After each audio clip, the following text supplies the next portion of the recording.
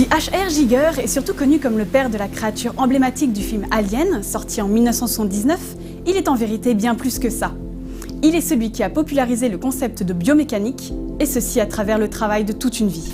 Né en Suisse en février 1940, il se découvre très tôt un besoin d'exorciser ses peurs et fantasmes sur le papier, résultats qui seront d'ailleurs compilés plus tard dans un recueil en forme de Necronomicon.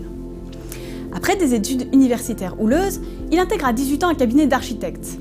Cela lui donnera de solides bases en matière de composition et de symétrie qui auront une large incidence sur ses dessins. Il continue en parallèle son travail exutoire et c'est dès 1966 qu'apparaît le monstre d'Alien dans ses croquis, au même titre que la notion de biomécanoïde comme qualificatif. Il s'agit de créatures de chair et d'acier, inspirées des écrits d'Edgar Allan Poe et H.P. Lovecraft.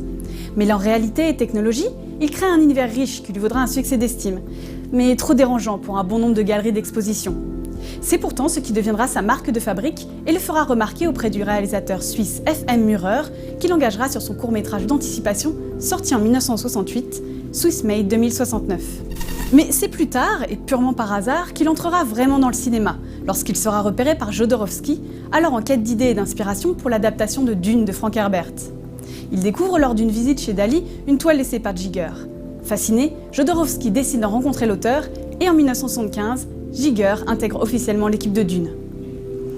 Même si le film est abandonné en 1977, année de sortie du premier Star Wars, Giger reste dans le milieu du cinéma.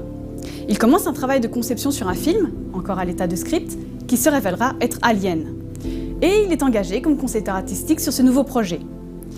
Les relations et évolutions seront tendues avec la Fox, mais pour la conception de l'Alien, de la planète LV-426, du vaisseau abandonné et de son mystérieux pilote, H.R. Giger reçoit en avril 1980 l'Oscar des meilleurs effets spéciaux. Une consécration internationale pour un artiste complet qui encore aujourd'hui fait l'objet de beaucoup d'admiration.